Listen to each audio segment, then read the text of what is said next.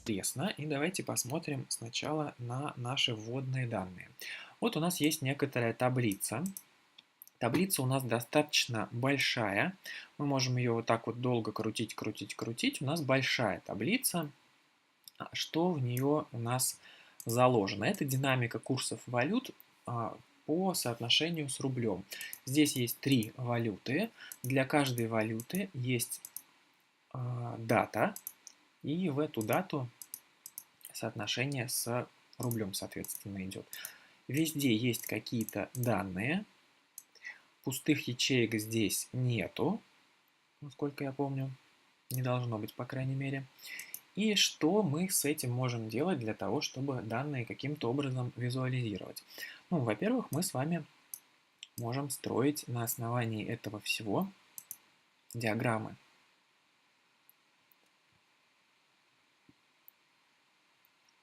Таким вот образом мы можем делать разные варианты диаграмм, визуализировать это внутри диаграммы, как нам это удобно. И диаграмма, ну, предполагается, что это такой достаточно большой кусок. Вероятно, вы его разместите либо где-то вот рядом с таблицей, либо вынесете на отдельный лист эту диаграмму. И ее можно будет показывать как сам по себе настроенный элемент. Но не всегда нам это нужно. Давайте мы диаграмму удалим. Диаграмму мы сегодня не строим. Нам не всегда нужно строить целую диаграмму. Иногда мы хотим получить некоторую визуализацию подобного рода, но, скажем так, в миниатюре. Это и есть Sparkline. Функция Sparkline реализована и в Excel, и в Google таблицах, но немножко по-разному она работает. Вот мы сейчас с вами посмотрим, как в Google таблицах Sparkline строятся. Sparkline имеет достаточно сложную структуру. У него есть обязательный элемент, это данные, и есть большое количество необязательных элементов, и вот они все здесь описаны, мы сейчас по ним с вами пройдем. Давайте посмотрим, как Sparkline вообще-то выглядит. Для этого мы с вами напишем функцию равно Sparkline и укажем данные, которые мы хотим в Sparkline добавить. Это будут все данные из нашей строки, то есть данные, ну вот за полгода получается. Нажимаем Enter и получаем вот такой вот результат. Своего рода небольшой график, который мы уместили внутрь ячейки. Если мы будем производить какие-то изменения в нашей таблице, то они отразятся и на этом графике. Ну, он получился у нас достаточно мелкий, такая вот кардиограмма, в силу того, что у нас данных достаточно много. Вот мы видели, да, что начинается январем, а заканчивается июнем, то есть данные за полгода. В общем-то, это не все, что мы можем делать со Sparkline. Мы с вами видим, что есть у функции еще один аргумент, это опции, причем опций довольно много, и они позволяют нам делать достаточно широкие настройки Sparkline. Давайте разбираться, что тут можно сделать. И первая опция, которая у нас есть, это вариант Sparkline. По умолчанию вариант вот такой вот. Да, обращаю внимание, что мы будем писать все опции в довольно специфической структуре. Во-первых, вокруг опций должны быть вот такие вот фигурные скобки. Во-вторых, все написание идет в латинице, как и название функции. И вот этот вариант с графиком называется line, линейный график. Есть еще варианты гистограмма, это bar, столбчатая диаграмма, это column. И еще один вариант – это столбчатая диаграмма, если есть только два результата. У нас результатов несколько больше, поэтому мы ее не увидим, но вот сюда этот вариант тоже вынесен. Опять же, если вы забудете, как что-то строить, функция большая, у нее большой синтаксис, и заучивать наизусть, ну, просто бессмысленно. Просто открываете справку и вот здесь все читаете. Не могу сказать, что здесь написано, ну, как-то прям совсем элементарно, но разобраться можно. Так, поехали пробовать с опциями. И первое, что у нас есть, это наш Sparkline, который в виде линейного графика. Мы хотим к нему добавлять опции, поэтому мы ставим точку с запятой и далее фигурные скобки. Если обычно мы все пишем в кавычках, то здесь мы все пишем внутри фигурных скобок, поэтому не забываем их ставить. А вот внутри фигурных скобок мы вспомним про любимые кавычки. Так, вот это вот я закрою, чтобы оно нам глаза не мозолило. И будем смотреть, что мы хотим написать. Ну, во-первых, давайте укажем тип. Потому как если мы хотим прописывать какие-то опции для данного конкретного типа, мы должны тип указать. Даже если это тип по умолчанию, то все равно нам его придется прописать, чтобы добавлять опции. И вот здесь мы начинаем с кавычек. Мы указываем вот это слово chart type. Далее мы должны поставить вот такой вот слэш в обратную сторону. И снова в кавычках нужно указать тот вид Sparkline, который мы хотим. Мы оставим здесь, в этой строке, line. Для других строк мы напишем другие типа. Не забываем закрыть кавычки. Далее мы будем указывать другие параметры, поэтому ставим точку с запятой, она будет разделять все параметры. Итак, первый параметр мы указали, это тип нашего Sparkline. Далее, для каждого типа есть отдельные свои опции, в частности, для линейных графиков набор опций вот такой. И есть еще некоторое количество параметров, которые одинаковые для всех. Давайте мы сначала пропишем, в общем-то, для этой функции мы пропишем только варианты из опций для линейных графиков. Что здесь мы можем указать? Давайте посмотрим, что у нас есть. Во-первых, у нас есть значения по x и по y. Каждая из них делится на минимум и максимум. И это, соответственно, минимальное значение по той или иной оси или максимальное значение по той или иной оси. Их мы можем задать. И все, что будет выходить за пределы этих цифр, в наш Sparkline мы не увидим это в Sparkline. Далее есть цвет. Цвет задается в двух вариантах. Либо мы пишем словом, английским, правда, но все-таки. Либо мы указываем вот в таком вот виде номер этого цвета. Так, давайте добавим, во-первых, несколько значений. Пусть у нас будет y минимальный, опять же, через косую черту 0. Ниже нуля мы с вами не хотим ничего видеть. Далее y максимальный, пусть у нас будет, пусть будет, например, 0,1. Видим, да, что если мы вписываем просто цифры, для них никакие кавычки не нужны. Ставим точку с запятой. Что у нас есть дальше? Цвет мы можем указать. Давайте укажем какой-то цвет. По умолчанию мы видели, он был синим. А сейчас мы с вами зададим, например, пусть будет желтый, чтобы контрастно. Так, не забываем кавычки. Цвет это уже не цифры. Цвет будет в кавычках идти. Точка с запятой. И последняя вот здесь вот строчка это толщина линии. Она по умолчанию тоже некоторая задана, да, единица она, наверное, по умолчанию идет. Но мы давайте зададим свою.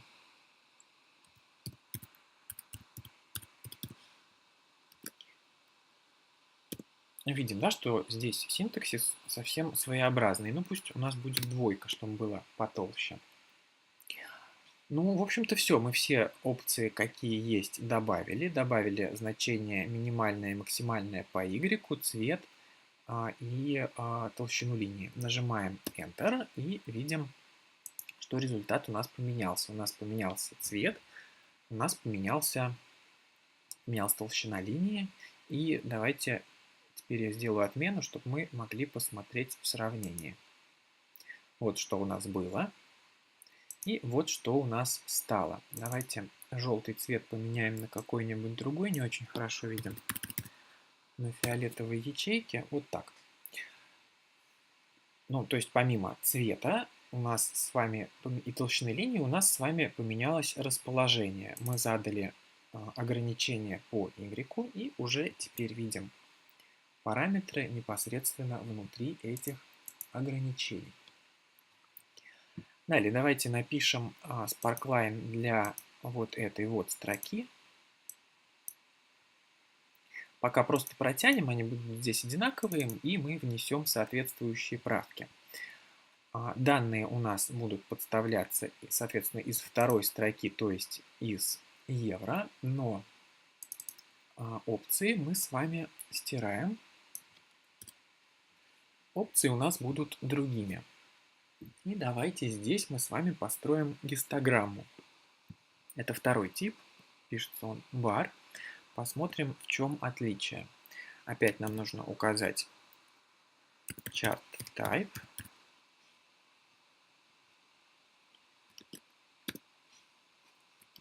И тип var.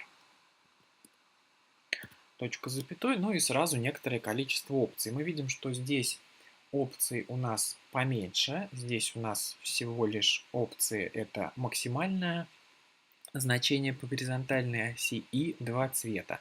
Первого столбца и первый цвет столбцов и второй цвет столбцов. Поэтому давайте укажем оба этих цвета. Через точку с запятой мы указываем color 1. Максимальное значение не будем никаким образом ограничивать, будем видеть все данные во всей их полноте. Первый цвет у нас пусть будет в кавычках зеленый, точка с запятой. А второй цвет пусть у нас будет, пусть будет синий, точка с запятой. И давайте добавим, раз уже здесь не так много своих опций, что-нибудь из опций, которые подходят для всех типов, что у нас здесь есть. Во-первых, мы можем указать, нужно ли учитывать или игнорировать значения пустых ячеек. Учитывать, значит, они будут восприняты как нулевые. Далее мы можем указать, что делать с нечисловыми ячейками, если вдруг такие у нас встретятся. Мы их можем либо проигнорировать, либо конвертировать. И третий вариант, его мы с вами и используем, он позволяет развернуть нашу построенную диаграмму, или в этом случае у нас гистограмма конкретно, и отображать ее справа налево. Опция называется вот таким вот образом. RTL, что расшифровывается right to left, то есть справа налево при дословном переводе. И тут два варианта, true или false. Мы с вами хотим указывать справа налево, поэтому мы указываем вариант true, или здесь можно вот по-русски написать истина, это тоже работает, потому что такую функцию таблицы знают. Нажимаем Enter. Нет, у нас не функция истина. Вот так. И вот что мы получаем. Вот такую вот щетку. Мы с вами получаем, в которую, соответственно, вошли все вот эти данные в тех цветах и с той задачей, которую мы обозначили. Мы можем сделать покрупнее, таким образом просто растянув ячейку, для того, чтобы видеть наши столбцы более детально. Потому как если мы в таком небольшом режиме видим, то это все сливается в некоторый штрих-код. Но, опять же, данных у нас много. Давайте попробуем количество данных ограничить. Например, пусть у нас будут данные, пусть будет по ячейку S4. Видим, да, теперь столбцов здесь меньше, они у нас все просматриваются, и уже как-то более понятно, что из себя представляет наша гистограмма. Ну и, собственно говоря, третий вариант, который мы сегодня попробуем, это столбчатая диаграмма. Опять же, нашу функцию редактируем, убираем из нее лишнее и прописываем вручную. Тип мы укажем column, точка с запятой. И что у нас для этого типа, для столбчатых диаграмм есть? Набор здесь достаточно большой. Опять же, можно указать цвет столбца, можно задать цвета минимального, максимального значений, цвета первого и последнего столбцов, цвета столбцов с отрицательным значением. Далее, нужно ли отображать ось, цвет оси, если мы ее все-таки отображаем. Ну и минимальные и максимальные значения по высоте столбца. Так, что из этого мы себе возьмем? Ну, давайте зададим цвет. Пусть он у нас будет, опять же, зеленый. Точка с запятой. Далее предлагаю указать цвет минимального значения и цвет максимального значения.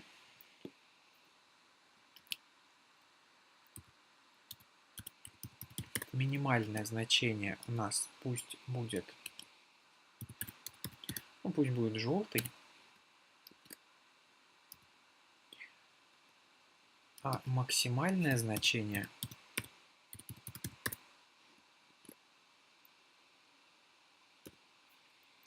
пусть будет синим. Так, ну и что-нибудь давайте еще возьмем. Ну, давайте не будем указывать ось и об этом нашей функции сообщим. Для этого мы указываем вот такие значения. Ну, опять же, мы можем здесь написать false, либо ложь на русском это тоже будет воспринято. Нажимаем Enter, и вот мы видим уже данные в ячейке. Давайте сделаем покрупнее, чтобы нам хорошенько видеть столбцы. Ну и, собственно говоря, вот что у нас получилось. Да, мы видим столбцы отрицательные, столбцы положительные и те столбцы, которые соответствуют условиям заданным, выделены соответствующим цветом. Таким образом, мы с вами построили три различных спарклайна. Как мы видим, строятся они, в общем-то, не очень сложно, если не брать в расчет дополнительные опции. Просто построить линейный график делается буквально за 3 секунды. Если же вы хотите построить что-то более сложное, то набор опций Welcome, вы можете его всегда себе напомнить с помощью справки. Здесь описание есть под все, что нам нужно. Ну и, соответственно, что важно, что эти спарклайны у нас зависят от тех ячеек, которые мы выбрали. И, соответственно, при изменении в нашей таблице, в наших данных, наш спарклайн будет меняться в соответствии с этими изменениями, и мы по-прежнему будем видеть некоторую актуальную информацию, отображенную вот в такой вот миниатюре. Этот урок – часть большого и более подробного курса. Записаться на курс вы можете на сайте sreda31.ru.